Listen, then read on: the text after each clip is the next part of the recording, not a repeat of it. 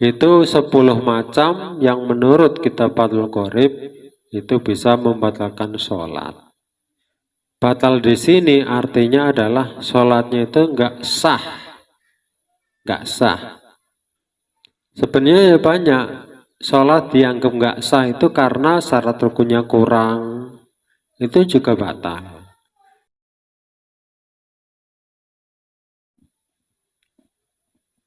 Bismillahirrahmanirrahim. Tersebut dalam kitab Fathul Qorib halaman 15 tentang yang membatalkan sholat.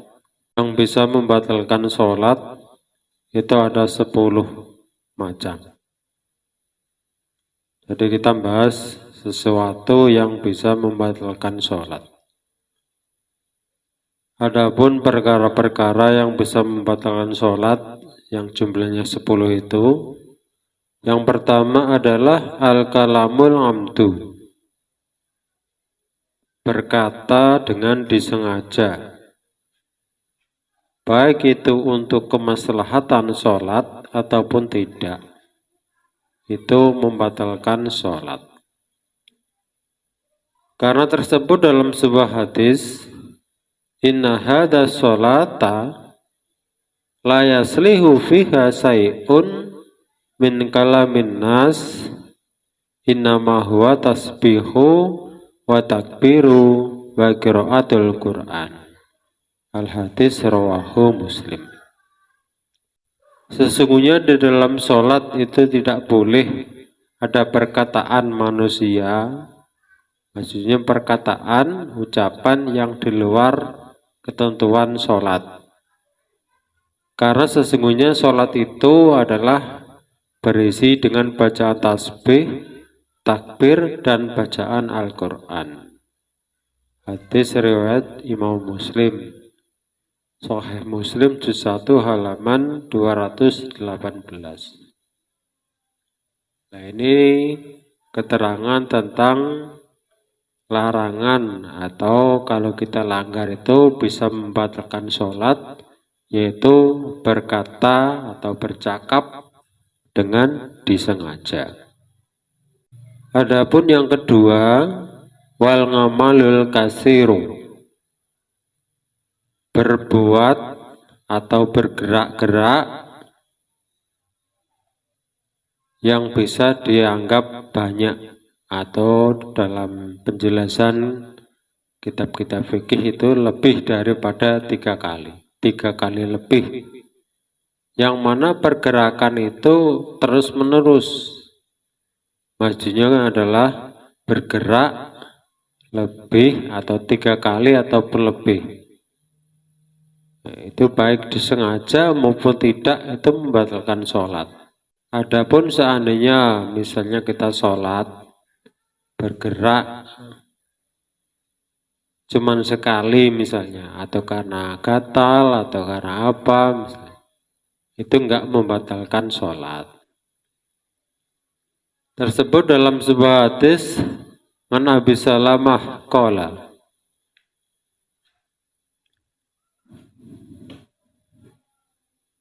ana Rasulullah sallallahu alaihi wasallam qala fir rajuli yusawwitu rabb haitsu yasjudu qala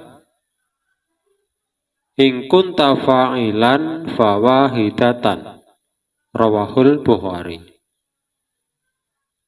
Sesungguhnya Rasulullah sallallahu alaihi wasallam bersabda terhadap seseorang yang meratakan debu ketika mau sujud. Mungkin kan dulu zaman Nabi itu kan kalau sholat itu di tanah, namanya di daerah padang pasir, mungkin di tanah yang berdebu. Jadi ketika mau sujud mungkin karena merasa kurang rata atau gimana, jadi tangannya itu sebelum wajah menempel ke tempat sujud itu meratakan dulu. Kemudian Nabi bersabda, kalau memang engkau ingin melakukan hal seperti itu, maka kerjakanlah 1 kali saja. Ini hadis dari riwayat Imam Bukhari. Sahih Bukhari juz 2 halaman 61. Jadi jelas bahwa larangan untuk bergerak-gerak di dalam sholat itu memang larangan dari Kanjeng Nabi. Boleh bergerak tapi sekali saja. Jadi kalau lebih dari 3 kali saja itu sudah tidak boleh. Lebih apalagi. Kalau sekali itu boleh, masih boleh. Dalam hadis yang lain disebutkan Zakaronan Nabi sallallahu alaihi wasallam al-masha fil masjidi yakni al-hasa. Qala in kunta la budda fa'ilan fawahidatan rawahu Muslim. Nabi pernah menjelaskan atau menyebutkan kepada kami tentang seseorang yang meratakan kerikil atau bermain-main kerikil dalam masjid. Maka Nabi terus bersabda, jika engkau memang tidak bisa untuk meninggalkan itu, fawahidatan, maka kerjakanlah sekali saja. Jadi ini sama dengan hadis dari Bukhari tadi. Intinya kalau kita sholat itu dilarang bergerak-gerak kecuali hanya sekali saja. Misalnya gatal ya boleh menggaruk tapi sekali. Kembali lagi tangannya ke tempat semula. Kalau memang perlu menggaruk lagi nanti boleh menggaruk lagi. Yang penting jangan berturut-turut dalam hitungan 1, 2, sampai 3. Itu tidak boleh membatalkan sholat. Tapi kenyataan sekarang kan kita sering melihat kalau sholat berjamaah terutama. Di masjid itu banyak orang yang sholat, ketika sholat ada yang main jenggot, mengelus-ngelus jenggot, ada yang mainkan kacamata, ada yang bergaruk-garuk, ada yang membeneri baju bagian belakang ketika bangun dari sujud, ada yang macam-macam lah pokoknya. Mungkin ya karena mereka belum ngaji masalah ini mungkin. Tapi kenyataannya masih banyak orang yang ketika sholat itu bergerak-gerak. Ada juga yang ketika habis i'tidal, sami'allahu liman hamidah, tangannya turun itu bergoyang-goyang. Depan belakang. Itu kalau sampai 3 kali apalagi lebih itu ya batal. Pokoknya intinya ya, jangan panjang-panjang pembahasan. Kalau gerak baik disengaja maupun tidak, itu kalau berturut-turut 3 kali, apalagi lebih, itu tidak boleh membatalkan sholat. Karena hadisnya sudah kita baca tadi dari Sahih Bukhari 1, dari Sahih Muslim juga ada 1 buah hadis. Jadi cukup ini untuk menjadikan dalil atas larangan ketika sholat kita bergerak-gerak yang di luar gerakan sholat lebih daripada 3 kali. Kemudian yang ketiga yang membatalkan sholat adalah wal hadasu, berhadas baik itu hadas kecil maupun besar. Jadi kalau kita sholat misalnya kok keluar hadas,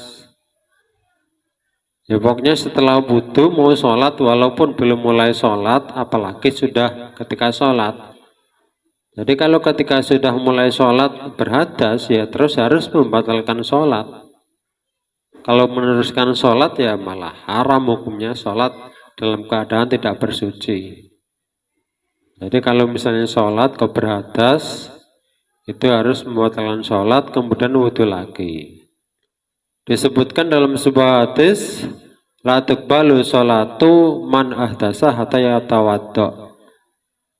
Al-hadis rawahul Bukhari. Tidak akan diterima sholatnya seorang yang ketika berhadas sampai berwudu kembali. Dalam hadis yang lain dalam Sahih Muslim halaman 114 juga disebutkan La tuqbalu sholatun bi ghairi tuhurin. Sholat tidak akan diterima tanpa dalam keadaan bersuci. Nah, kemudian yang keempat yang membatalkan sholat adalah fautusun najasati, terkena najis. Kalau tadi kita yang mengeluarkan najis, kalau ini yang keempat kita terkena najis, entah itu dari mana, yang penting mengenai kita ketika sholat. Lah kalau najisnya itu misalnya kering, bisa dikibaskan, bisa hilang tanpa membekas, itu enggak apa-apa. Tapi kalau misalnya najisnya itu membasahi atau bekasnya itu membekas dalam pakaian kita atau tempat sholat kita, sajadah misalnya, itu membatalkan sholat. Jadi misalnya kita sholat, kemudian ada teh cecak jatuh di sajadah kita, atau misalnya pas kita duduk di antara dua sujud jatuh di pangkuan kita. Nah, teh cecak itu misalnya kering karena ada di bagian atas rumah, misalnya sudah lama kena angin atau kenapa jatuh di pangkuan kita. Nah, kalau dikibaskan itu bisa terlempar dengan satu kali gerak, tapi satu kali gerak terlempar tanpa ada bekas itu enggak apa-apa. Tapi kalau membekas berarti pakaian kita terkena najis, itu ya batal sholatnya langsung. Dasarnya dalam hadis sama seperti tadi, la tuqbalu sholatun bi ghairi tuhurin. Tidak akan diterima sholatnya seorang tanpa dalam keadaan bersuci. Kemudian yang kelima yang bisa membatalkan sholat adalah wankisaful aurati, terbukanya aurat.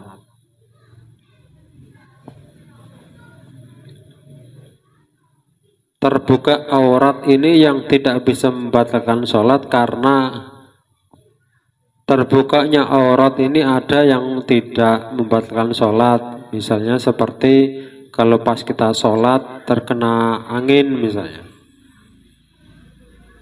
terkena angin atau kipas atau apa yang begitu terbuka langsung kita tutup dengan satu gerakan juga. Nah, itu enggak membatalkan sholat.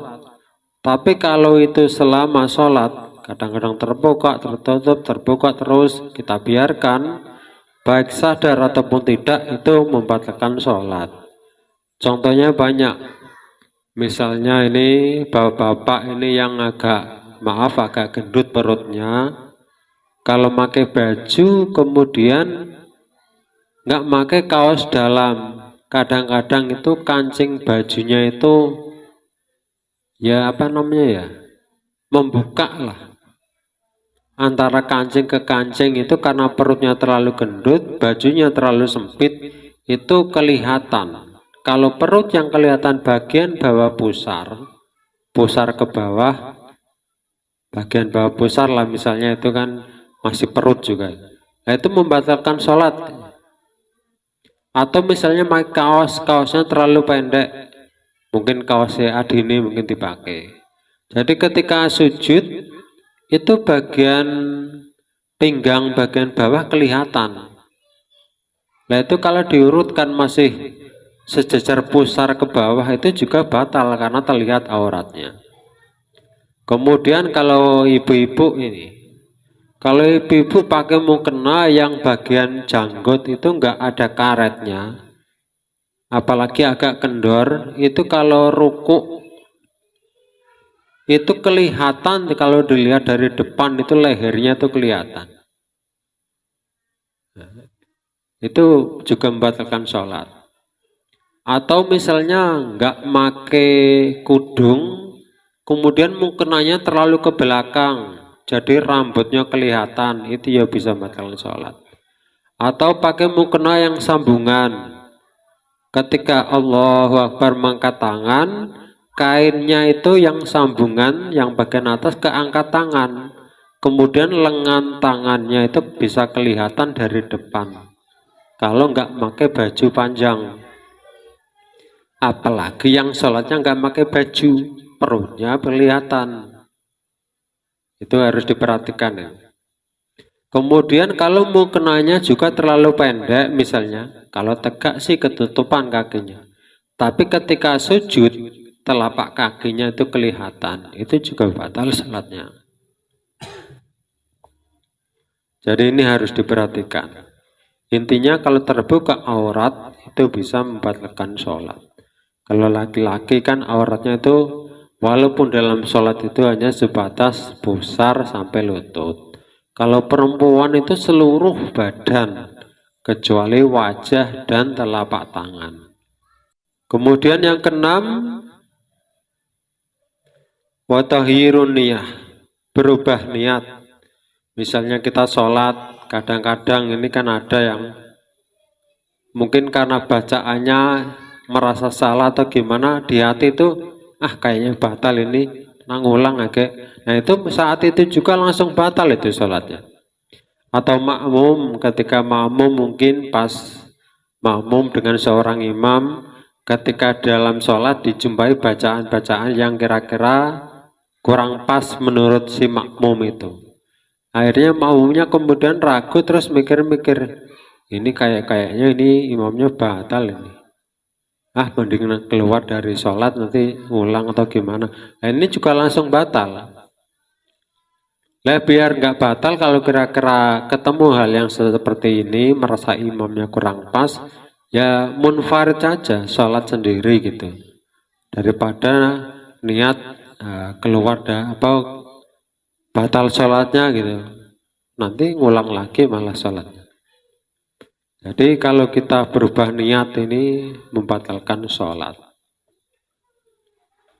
Kemudian yang kedelapan, wastidbarul kiblati, membelakangi kiblat. Kalau jelas-jelas ini kayaknya nggak ada orang yang sengaja membelakangi kiblat, kayaknya nggak ada. Paling-paling yang ada itu karena nggak tahu, kalau nggak tahu nggak apa-apa. Nah kadang-kadang juga ini kalau misalnya salam itu kan sebelum membaca huruf mim lafadz assalamualaikum itu sholatnya belum selesai.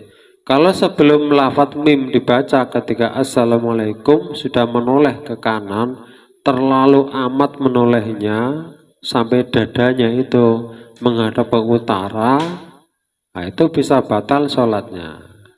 Makanya kalau assalamualaikum usahakan itu jangan menoleh dulu sebelum membaca huruf mim. Untuk menghindari siapa tahu nanti dada kita tidak menghadap ke kiblat sementara sholatnya belum selesai. Dalam hadis kan disebutkan, idza qumta ila sholati fasbil hudu'a summastaqbilil kiblat. Ketika engkau berdiri untuk sholat, maka sempurnakan wudumu, kemudian menghadaplah ke arah kiblat. Tapi boleh sholat nggak menghadap kiblat kalau sholatnya itu sholat sunnah. Tersebut dalam sebuah hadis, karena Rasulullah SAW yusolli ala rahilati haitsu tawajjahat. Fa'idha aradal faridata nazala fastaqbalal kiblat. Rawahul Bukhari. Adalah Rasulullah SAW itu sholat dalam kendaraannya, sesuai kendaraan itu menghadap kemana. Tapi ketika Rasul mau sholat fardu, maka Rasul pun turun dari kendaraannya dan sholat dalam keadaan menghadap kiblat. Kemudian yang kedelapan yang membatalkan sholat adalah wal akalu wasarbu, makan dan minum. Kalau jelas-jelas sholat makan dan minum kayaknya nggak ada, ya nggak ada orang sholat sambil makan sambil minum kayaknya, kecuali orang bodoh ya. Tapi kalau sholat makan dan minum yang dimaksud ini adalah menelan ludah yang sudah keluar melalui lewat bibir ditelan kembali, atau misalnya mau sholat kok minum susu atau minum madu atau minum teh, ketika takbir sudah dimulai masih ada rasa-rasa manis, kemudian ditelan. Atau misalnya ketika mau sholat, mungkin sebelum sholat makan dulu, habis yasinan atau apalah, atau habis berbuka misalnya. Kemudian ketika sholat sudah dimulai, keluarlah dari gigi kita ini, apa itu namanya? Tai gigi apa namanya? Bekas-bekas makanan yang menyelempet.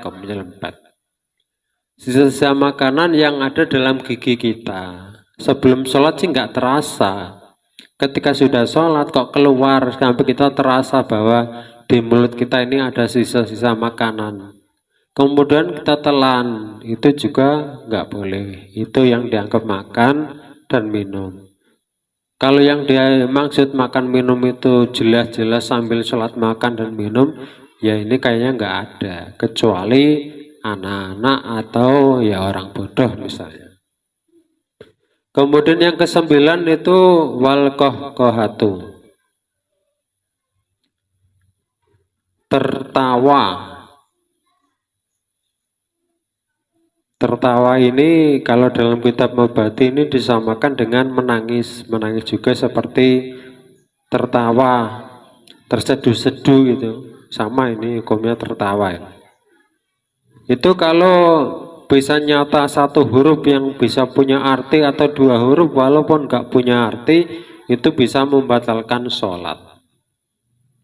Jadi kalau mau nangis sambil sholat ya hati-hati, jangan sampai seperti ada bunyi satu huruf yang bisa mempunyai arti ataupun dua huruf walaupun yang nggak punya arti.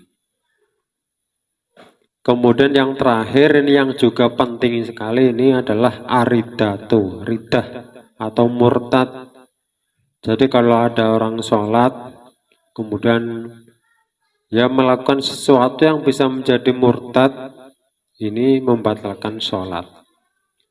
Misalnya pernah, walaupun ini sebelum sholat ini, mengerjakan sesuatu atau ucapan yang bisa kita jadi murtad, misalnya melakukan perbuatan menginjak Quran, ayat Quran, atau apa sajalah perbuatan melempar Quran, kemudian ucapan menghina,